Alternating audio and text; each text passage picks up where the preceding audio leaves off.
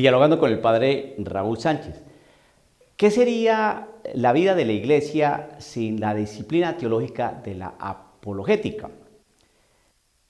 Hay algunos que no les gusta mucho la apologética porque dicen que eso es pelear, que eso simplemente es reducir el conocimiento bíblico, histórico, a una serie de capítulos, versículos de la Biblia. Que todo eso es lo mismo, todo eso es lo mismo. Lo importante es que nos queramos y que miremos las cosas que nos unen en vez de las que nos separan. Entonces yo me he puesto a pensar la vida de la iglesia sin la apologética, pues creo que no hubiera alcanzado a pasar del quinto siglo, yo creo. Incluso desde el segundo siglo yo creo que ya la iglesia se hubiera acabado. Empecemos por las grandes herejías que aparecieron dentro de la misma iglesia con personajes eclesiásticos, obvio porque no había más iglesia, había religiones paganas, pero estoy hablando aquí de la iglesia católica. Vemos toda esa cantidad de herejías que se fueron presentando o se han venido presentando a lo largo de los siglos, de manera particular en los primeros 5, 7 siglos de nuestra iglesia. Bien, y gracias a la apologética se pudieron clarificar y se pudieron zanjar y se pudo defender y permanecer, y por eso permanece la doctrina que el Señor Jesucristo enseñó. A lo largo de los siglos se han venido presentando una serie de enfoques, perspectivas, ángulos que pretenden decir que eso que se dijo pues no se dijo, sino que lo que se quiso decir fue esto otro, no han comprendido, y así a lo largo de los años, de los siglos, hasta el día de hoy. Bien, y si no existiera apologética, pues hoy seríamos nosotros, por ejemplo, seríamos arrianos, a lo mejor, porque un altísimo porcentaje de obispos, de eclesiásticos y obviamente de pueblo, pues eran arrianos. Hoy, tal vez nosotros, si no existiera la apologética, si no hubiera existido el Concilio de Trento, si no hubiera existido una Santa Teresa de Ávila, un San Ignacio de Loyola, ¿no? Un Tomás Moro, que eran más o menos contemporáneos, ¿no? Ese siglo XVI, ¿no? Si no hubieran existido estos santos que lucharon, defendieron la fe católica contra toda esa revuelta protestante. Bueno, la cosa es que la apologética sí ha servido, porque es defender nuestra fe. Fíjate que la apologética, de hecho, su etiología, su etimología, esa semántica, el origen de esta palabra, pues que viene del griego, pues simplemente es defender. Se defiende en las batallas, se utilizaba la apologética, era la manera de defender la ciudad sitiada, defenderse de los ataques de los enemigos. Pues ese término pasó a la iglesia y entonces nosotros nos defendemos, ¿no? Defendemos nuestra doctrina, defendemos nuestra fe, defendemos nuestra iglesia de los ataques que vienen. Y entonces, pues la iglesia siempre ha tenido sus enemigos, aquellos que la atacan. Hoy, pues esos enemigos se llaman, oigan algunos, ¿no? Esos enemigos pueden ser el relativismo moral, el secularismo, el ateísmo, el socialismo, las ideologías, ese trabajo que hacen las mujeres, ¿no? De una manera radical. No digo la palabra porque aquí cualquier cosa, pues puede suceder que nos quiten el canal, ya uno hasta predica con miedo, ¿no? De que le quiten a uno el canalito, ese canal por el cual uno puede transmitir alguna cosa, ¿no? Que edifique al pueblo de Dios. Entonces, de los protestantes, La iglesia siempre ha tenido enemigos, y esos que acabo de enunciar, pues son enemigos profundos, ¿no? Pero apareció un enemigo que son los más difíciles de detectar, aunque se detectan. ¿Cuáles? Pues aquellos que están disfrazados y que hacen parte de nuestra misma familia. Entonces uno tiene que tomar los elementos de la enseñanza de nuestro Señor Jesucristo. Los van a reconocer por sus frutos, o por los frutos los reconocerán. Son lobos disfrazados de ovejas. Entonces hay que descubrirlos. Es decir, hacen parte de nuestra familia, están disfrazados y hay que descubrirlos. Ahora nuestra lucha, nuestra defensa, nuestra batalla para defendernos no está tanto contra el protestante, no. Están ahí. Pero ahora nuestra lucha es con los que están adentro. Y le voy a dar un ejemplo para que usted vea que no le estoy mintiendo. Eso está registrado en los medios de comunicación, eso está en los videos allí. Esto es público, esto ya tiene años, o sea que yo no voy a decir nada, ninguna infidencia acá. Fíjese que los protestantes, la gran mayoría de protestantes, pues no veneran a la Virgen María, ni creen, por supuesto, en los dogmas de la Virgen María, ¿no? Y si yo le digo a un protestante, la Virgen María es virgen antes, durante y después del parto. ¿Eso por qué lo estoy diciendo yo? Porque lo enseña la iglesia. Y la iglesia sabe cómo demostrar, defender y apoyar ese dogma. Y la iglesia no inventa los dogmas, no, la iglesia simplemente los define porque ya están allí. Y para que no exista controversia, duda, ataque, define. Esto es dogma por esto, por esto, por esto. Y lo puede demostrar bíblicamente, por la tradición, de una manera filosófica racional, explica, ¿no? Incluso hasta biológica. Diferentes dogmas. Pues bien, pues ya no necesitamos que los protestantes ataquen el dogma de la Virgen María porque ya existen católicos que atacan el dogma. Voy a darles un ejemplo que es más bien reciente, de hace unos poquitos años, ¿no? Una religiosa llamada Lucía Caram. La entrevistó un presentador, ¿no? Risto, un español, en un programa que tiene bastante popularidad allá en España. Yo no sé si todavía sigue ese programa. Pero cuando se emitía, entrevistaron a esta religiosa. Y ella dijo, de una manera muy campante y con todo el respeto de esta reverenda religiosa, ¿no? Muy campante, dijo que ella creía, o que a mí me parece, así dijo, a mí me parece, ¿no? A ella no le parece el dogma de la Iglesia Católica, no lo tiene en cuenta, no. A ella lo que le parece es que la Virgen María está muy enamorada de San José y que tuvo relaciones sexuales con San José porque era un matrimonio común y corriente. Pero que ese tipo de cosas pues le iban a causar problemas, entonces, porque la gente está pendiente de tirar piedras. Una religiosa que manifiesta eso en un programa que tiene relativa audiencia. ¿Por qué dice eso? Simple, hermano, porque ella sabe que no le van a decir nada. No le van a decir nada. Eso te vamos a defender. Y si soltó eso fue porque le permitieron que lo soltara, punto. La prueba está en que ella, muy campante, sigue, ahorita es priora de su comunidad religiosa, sigue en sus tareas de auxilio público de ONGs, y lo que hace ella, ¿no? Auxiliar, porque la doctrina no la vive. Si esta monjita dijo eso respecto al dogma mariano, pues ella obviamente son de aquellas que no cree que Jesucristo esté en la Eucaristía. Así de simple. Hermanos, estas cosas son así. Entonces nosotros ya no necesitamos pelear con los protestantes respecto a los dogmas marianos porque tenemos en la misma Iglesia Católica católicos, entre comillas, con hábito incluido, ¿no? Que el dogma mariano les importa un pepino. Así de simple.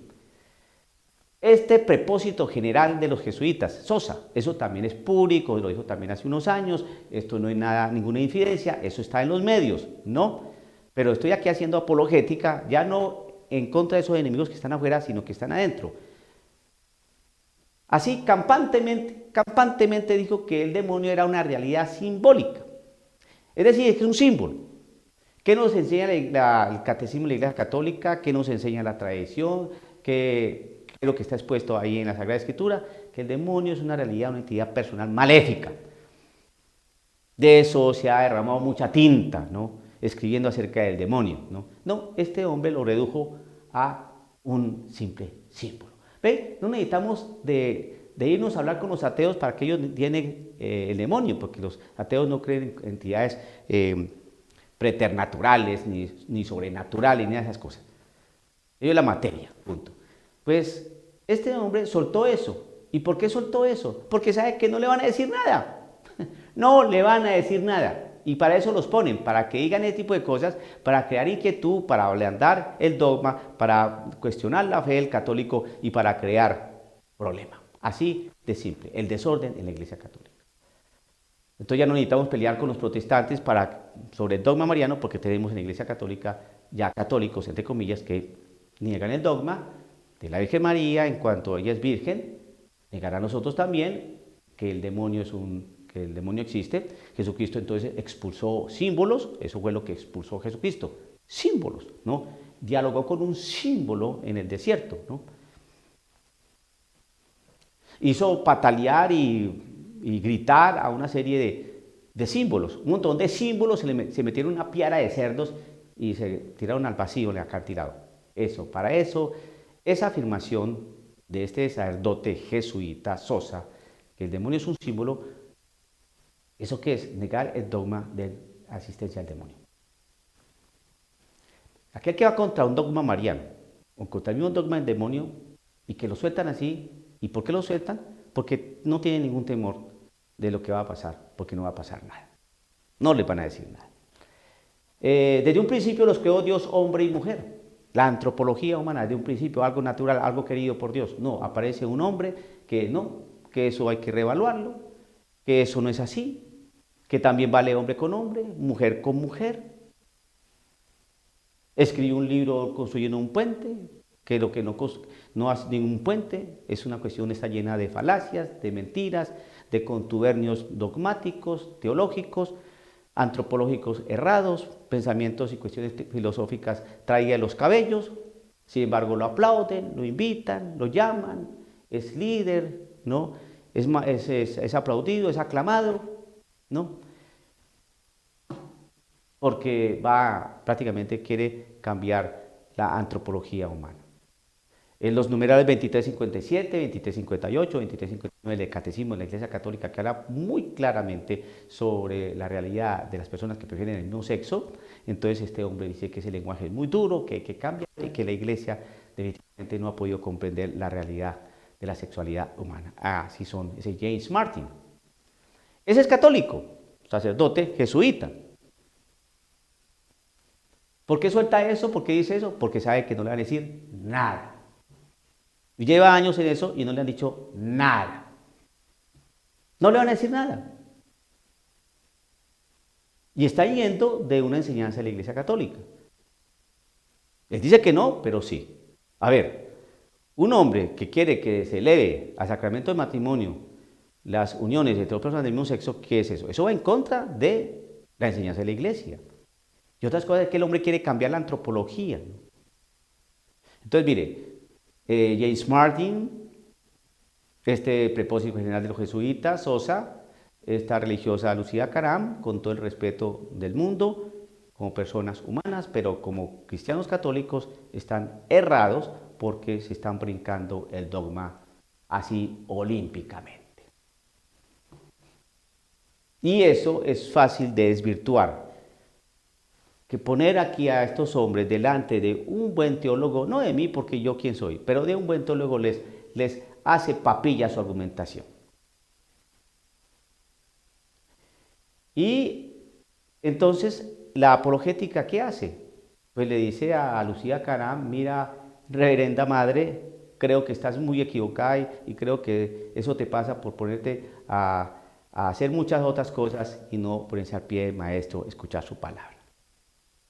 Oh Marta, Marta, Marta, andas preocupada y metida en muchas cosas. María ha escogido la parte mejor que no le será quitada. Sería una buena invitación para esta religiosa Lucía Caram.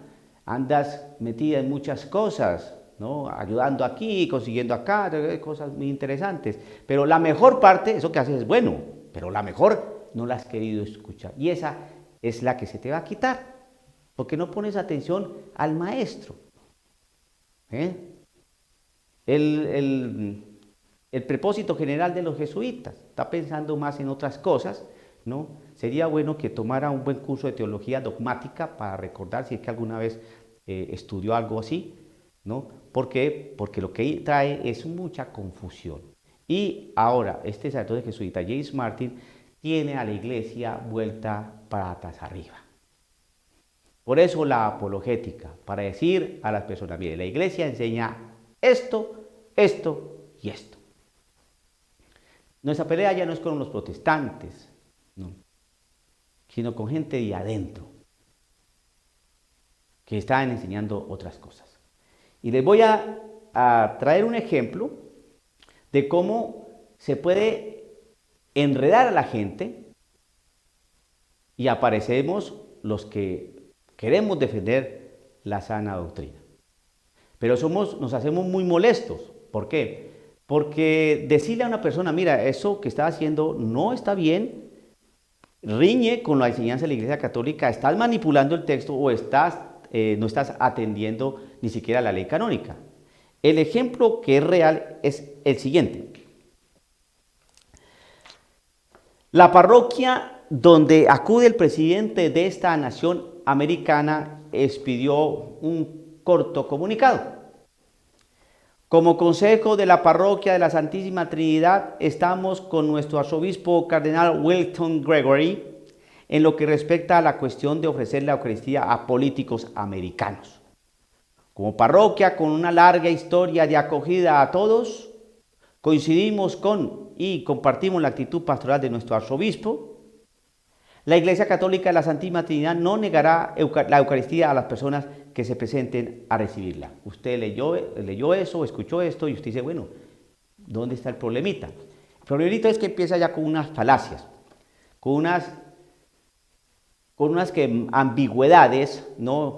Y un lenguaje sinuoso. ¿Cuál?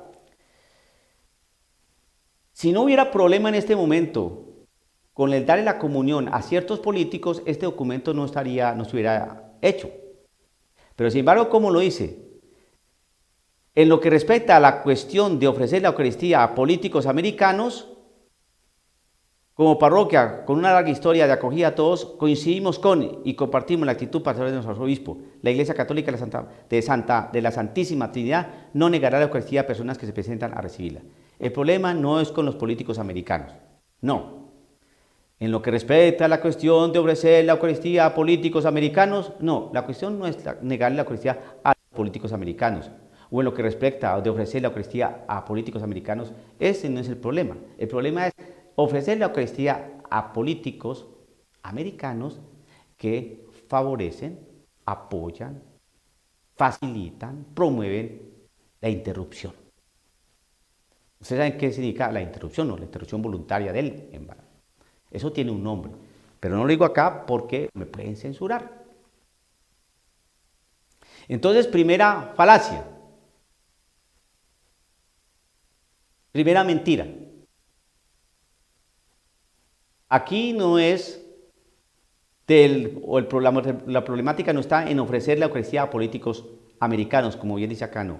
Es ofrecer la Eucaristía a políticos americanos que favorecen, facilitan, es decir, que favorecen la interrupción. Ese es el problema. ¿Ya? Y termina la nota diciendo, la Iglesia Católica de la Santísima Trinidad no negará la Eucaristía a las personas que se presentan a recibirla. Pasándose por encima la ley canónica, así como se pasa por encima el dogma Lucía Caram, el propósito general Sosa de los jesuitas y el sacerdote jesuita James Martin. Se pasan por la galleta, como decimos en Colombia, el dogma. Y aquí este grupo parroquial, ¿no? Este consejo parroquial, pues también se pasa por la faja la ley canónica. ¿Qué dice al final de esta nota este consejo parroquial? de la parroquia del presidente de esta nación americana, la Iglesia Católica de la Santísima Trinidad no negará la Eucaristía a las personas que se presentan a recibirla. Y entonces, el canon 915 dice lo siguiente: no deben ser admitidos a la Sagrada Comunión los excomulgados y los que están en entredicho después de la imposición o declaración de la pena, y los que obstinadamente persisten en un manifiesto pecado grave. Ahí está, en esa última categoría, ¿no?, de personas que no pueden recibir la comunión, el presidente de esta nación americana. ¿Quiénes? Y los que obstinadamente persisten en un manifiesto pecado grave. Como ustedes se pueden dar cuenta, a esta parroquia le importa un soberano pepino, excúsenme la expresión, lo que dice la ley canónica. Vamos a darle la comunión al que se pare a recibirla, punto. No nos interesa si es político o no político, si favorece la interrupción o no la favorece. ¿Por qué? Porque, dado que siguen las instrucciones del subordinario, heredado por el Papa reinante a la primera sede del país y al cardenalato, no es probable que este desprecio de las normas y la doctrina vaya a tener consecuencias desagradables. Simplemente son gente que no quiere aferrarse a las normas, especialmente cuando hacerlo lo pondría en un compromiso. Entonces, ¿cuándo es que violentamos el dogma? ¿Cuándo es que no obedecemos la ley canónica? ¿Cuándo? Entonces, ¿para qué la Biblia? ¿Para qué el catecismo? ¿Para qué el derecho canónico?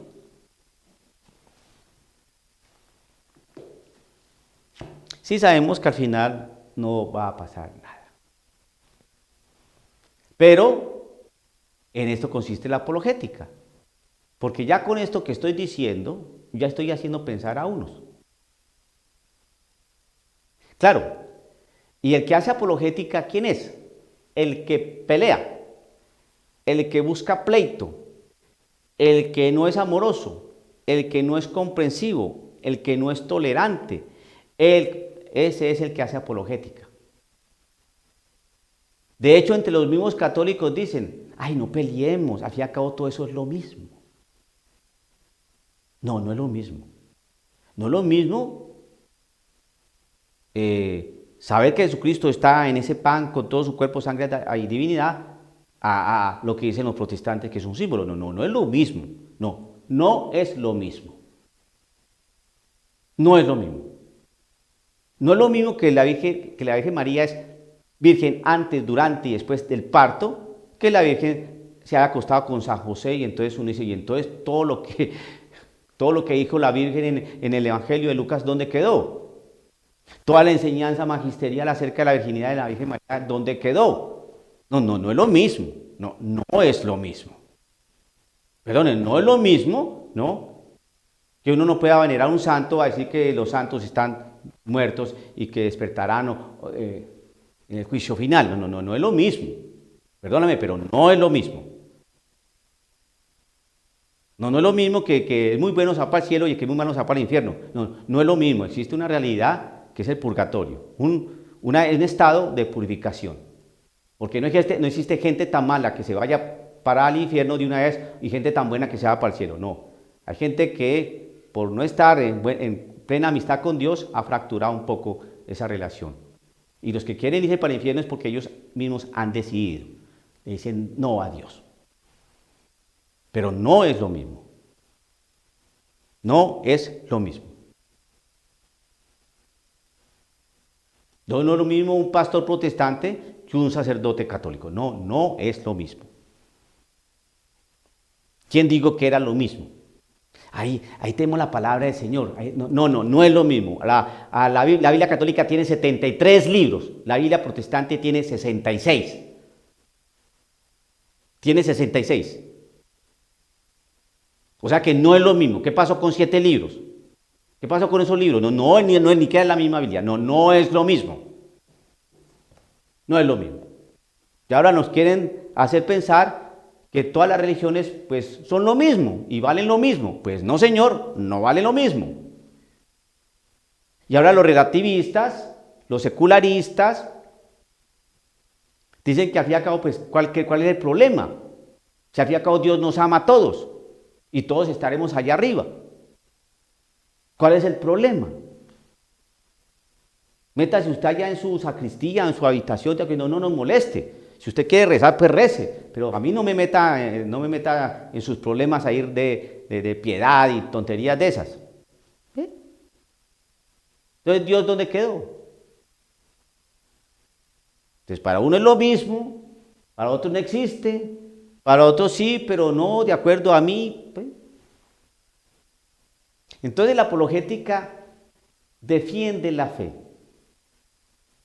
Y la defiende a través, ¿no?, de planteamientos serios, bíblicos, escriturísticos, de derecho canónico, científicos, de razonamiento filosófico serio, bien propuesto, algo que no nos inventamos hace un siglo, sino llevamos 2000 años, ¿no?, defendiendo nuestra fe.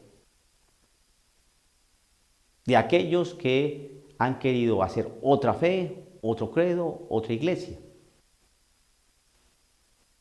No es lo mismo. Y los dogmas existen. Y la Sagrada Escritura se respeta. Y el derecho canónico se cumple, porque entonces, ¿para qué el derecho canónico?